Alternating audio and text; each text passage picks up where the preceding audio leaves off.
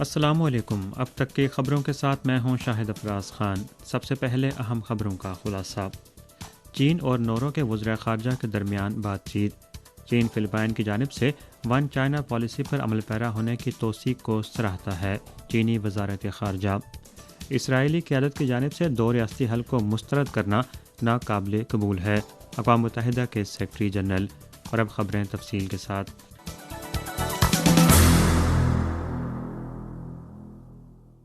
24 تاریخ کو communist party of China کی مرکزی کمیٹی کے سیاسی بیورو کے رکن اور وزیر خارجہ وانگ یی نے بیجنگ میں نورو کے وزیر خارجہ لیونل روین اینگما کے ساتھ بات چیت کی اور عوامی جمہوریہ چین اور جمہوریہ نورو کے درمیان سفارتی تعلقات کی بحالی پر مشترکہ اعلامیہ پر دستخط کیے۔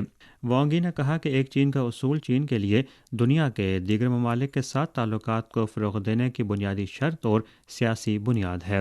چین نورو تعلقات کی درست سمت مشکل سے حاصل کی گئی ہے، دونوں فریقوں کو اس کی قدر کرنی چاہیے اور درست سمت میں غیر متزلزل طور پر آگے بڑھنا چاہیے۔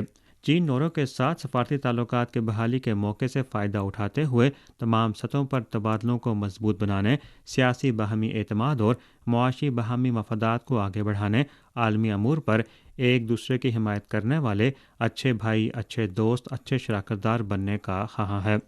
چین اور بحر الکاہل کے جزیرہ نما ممالک کے درمیان ہم نسلی معاشرے کے قیام کے لیے تیار ہے۔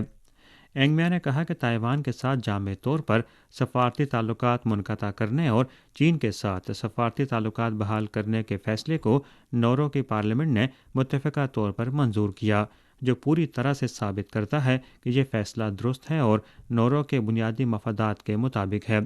نورو ون چائنا اصول پر کاربند رہے گا اور خارجہ پالیسی میں اسے ترجیح دے گا۔ نورو چین کی غیر معمولی ترقیاتی کامیابیوں اور عالمی ترقی میں اہم شراکت کو سراہتا ہے اور اس بات پر پختہ یقین رکھتا ہے کہ نورو چین تعلقات کے وسیع امکانات ہیں۔ نورو صدر شی جن پنگ کے تجویز کردہ بنی نوع انسان کے ہم نسب معاشرے کے تصور اور دیگر اہم عالمی اقدامات کے سلسلے کو بھرپور سراہتا ہے اور ان میں فعال طور پر حصہ لے گا۔ 24 تاریخ کو چین کے ریاستی کونسل کے ریاستی ملکیت کے اثاثوں کی نگرانی اور انتظامی کمیشن نے مرکزی کاروباری اداروں کے آپریشن کی سالانہ رپورٹ جاری کی۔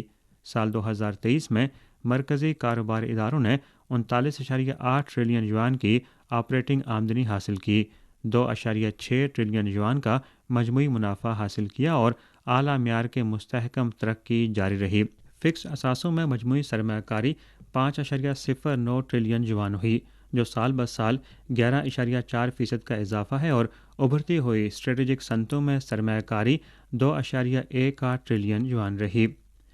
چین کے مرکزی bank People's Bank of China کے گورنر پان گونگشینگ نے 24 جنوری کو اعلان کیا کہ مرکزی بینک 5 فروری سے ریزرو کے ضروری تناسب میں 0.5% پوائنٹس کی کمی کرے گا تاکہ مارکیٹ کو تقریباً 1 ٹریلین یوان کا طویل مدتی فنڈ فراہم کیا جا سکے۔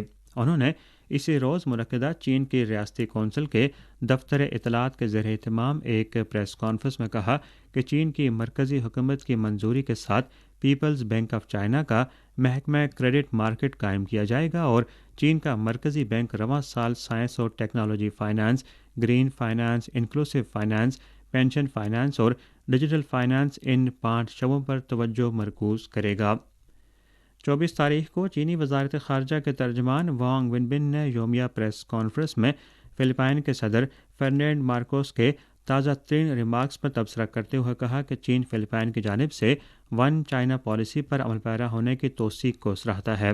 فلپائن کے صدر نے اس بات پر زور دیا کہ تائیوان چین کا صوبہ ہے اور فلپائن تائیوان کی علیحدگی کی حمایت نہیں کرتا۔ ترجمان نے کہا کہ تائیوان چین کی سرزمین کا اٹوٹ حصہ ہے، چین کی مکمل وحدت عوام کی امنگوں کے مطابق رجحان ہے، تائیوان کی علیحدگی کا کوئی بھی عمل یقیناً ناکام ہوگا۔ 24 تاریخ کو چین کی وزارت خارجہ کے ترجمان وانگ ونبن نے یومیہ پریس کانفرنس میں کہا کہ جزائر شیشہ اور جزائر نانشا دونوں چین کی سرزمین کے حصے ہیں، جس کی مضبوط تاریخی اور قانونی بنیاد ہے۔ چین ان جزائر کو دریافت کرنے، نام دینے، ترقی دینے اور ان کے امور چلانے والا پہلا ملک ہے اور ان جزائر پر خود مختار دائرہ اختیار کا استعمال جاری رکھے ہوئے ہے۔ چین نے ہمیشہ متعلقہ ممالک کی جانب سے چین کی سرزمین پر کیے جانے والے غیر قانونی دعووں کی مخالفت کی ہے اور اپنی خود مختاری کی ثابت قدمی کے ساتھ حفاظت کرتا رہے گا۔ 23 تاریخ کو سوئٹزرلینڈ کے شہر جنیوا میں اقوام متحدہ کے انسانی حقوق کونسل کے ممالک کے انفرادی جائزے کا چوتھا دور منعقد ہوا۔ جنیوا میں اقوام متحدہ کے دفتر اور سوئٹزرلینڈ میں دیگر عالمی تنظیموں میں چین کے مستقل مندوب سفیر چنشو نے اجلاس میں چینی حکومت کے ایک وفد کے ساتھ شرکت کی۔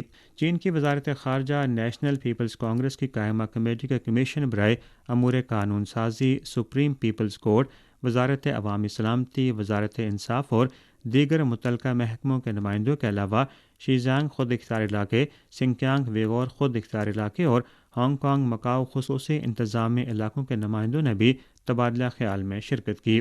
تبادلہ خیال کے دوران سفیر چنشو نے ترقی کے راستے اور انسانی حقوق کے سلسلے میں چین کی عظیم کامیابیوں کو جامع انداز میں متعارف کروایا۔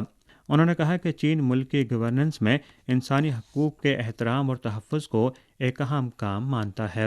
انہوں نے مزید کہا کہ چینی طرز کے جدید کاری کے عمل میں چین پرامن ترقی کے راستے پر عمل پیرا ہے، تمام انسانیت کی مشترکہ اقدار کو فروغ دیتا ہے، ترقی کے ذریعے انسانی حقوق کو فروغ دیتا ہے اور تعاون کے ذریعے انسانی حقوق کو ترقی دیتا ہے۔ چینی وفد نے مختلف ممالک کے مندوبین کے ساتھ تفصیلی بات چیت کی۔ جائزے کے دوران چین نے انسانی حقوق کے تحفظ کے لیے 30 نئے اقدامات کا اعلان کیا، جن میں لوگوں کے ذرائع معاش اور فلاح و بہبود کو بہتر بنانا، انسانی حقوق کے قانونی تحفظ کو مضبوط بنانا، انسانی حقوق پر عالمی تعاون کو فروغ دینا اور اقوام متحدہ کے انسانی حقوق کے میکانزم کے کام کی حمایت کرنا شامل ہیں۔ 120 سے زائد ممالک نے چین کے انسانی حقوق کے مقصد کی مثبت پیش رفت کا جائزہ لیا، انسانی حقوق کے فروغ اور تحفظ میں چین کی انتھک کوششوں کی مکمل توثیق کی اور چین کی ہمہ گیر عوامی طرز جمہوریت کو سراہا۔ انسانی حقوق پر ممالک کا انفرادی جائزہ ممالک کے لیے انسانی حقوق کے امور پر مساوی اور واضح تبادلہ کرنے اور اقوام متحدہ کے فریم ورک کے اندر تعمیری بات چیت اور تعاون کرنے کے لیے ایک اہم پلیٹ فارم ہے۔ چین نے 2009، 2013 اور 2018 میں جائزے کے پہلے 3 ادوار میں بھی حصہ لیا تھا۔ مقامی وقت کے مطابق 23 تاریخ کو اقوام متحدہ کی سلامتی کونسل نے فلسطین اسرائیل تنازع پر ایک اعلیٰ سطحی اجلاس منعقد کیا۔ چین نے 2 ریاستی حل پر عمل درآمد کی ضرورت پر زور دیا اور فلسطین کی جلد از جلد اقوام متحدہ کی مکمل رکنیت کی حمایت کی۔ اقوام متحدہ میں چین کے مستقل نمائندے چانگ جون نے کہا کہ 2 ریاستی حل ہی فلسطین اور اسرائیل کے درمیان امن کے حصول کا واحد قابل عمل راستہ ہے اور سلامتی کونسل کی قراردادوں پر عمل درآمد کا بھی مضبوط تقاضا ہے۔ ہمیں پچھلے ہفتے اسرائیلی رہنما کے 2 ریاستی حل کو مسترد کرنے اور فلسطین کی مملکت کے حق سے انکار کے بیان پر سخت تشویش ہے۔ یہ بیان ناقابل قبول ہے۔ چانگ جون نے فوری ایک عالمی کانفرنس بلانے اور بامعنی کثیر الجہتی عمل شروع کرنے کا مطالبہ کیا۔ ایک آزاد فلسطینی ریاست کا قیام ایک ناقابل واپسی عمل ہونا چاہیے۔ چین اس عمل کے پہلے قدم یعنی فلسطین کے اقوام متحدہ کا مکمل رکن بننے کی حمایت کرتا ہے۔ مقامی وقت کے مطابق 23 جنوری کو اقوام متحدہ کے سیکرٹری جنرل اینٹونیو گوتریس نے فلسطین اور اسرائیل سے متعلق سلامتی کونسل کے اعلیٰ سطح اجلاس سے اپنے خطاب میں نشاندہی کی کہ اسرائیلی رہنما کی جانب سے پچھلے ہفتے 2 ریاستی حل کو بار بار اور واضح طور پر مسترد کرنا ناقابل قبول ہے۔ اینٹونیو گوتریس نے کہا کہ فلسطین اسرائیل تنازع کے دیرپا حل کا واحد راستہ 2 ریاستی حل ہے۔ اسرائیلی قیادت کی جانب سے 2 ریاستی حل کو مسترد کرنے اور فلسطینیوں کو مملکت کے قیام کے حق سے محروم کرنے سے محاذ آرائی میں شدت آئے گی اور فلسطین اسرائیل تنازع غیر معینہ مدت تک طول پکڑے گا، جو عالمی امن و سلامتی کے لیے ایک بڑا خطرہ بن چکا ہے۔ انہوں نے کہا کہ کسی بھی ایک فریق کی جانب سے 2 ریاستی حل کو مسترد کرنے کی سختی سے مخالفت کی جانی چاہیے۔ اسرائیلی عوام کی جائز سلامتی کی ضروریات کو پورا کیا جانا چاہیے، جبکہ فلسطینی عوام کے قیام مملکت کے حق کو عالمی سطح پر تسلیم کیا جانا چاہیے اور اسرائیلی فوجی قبضے کا خاتمہ کیا جانا چاہیے۔ اینٹونیو گوتریس نے غزہ کی پٹی میں فوری طور پر انسانی بنیادوں پر فائر بندی کے مطالبے کا اعادہ کیا تاکہ غزہ کے لیے مناسب انسانی امداد کو یقینی بنایا جا سکے، یرغمالیوں کی رہائی کو آسان بنایا جا سکے اور مشرق وسطیٰ میں کشیدگی کو کم کیا جا سکے۔ اسی کے ساتھ خبریں ختم ہوئیں۔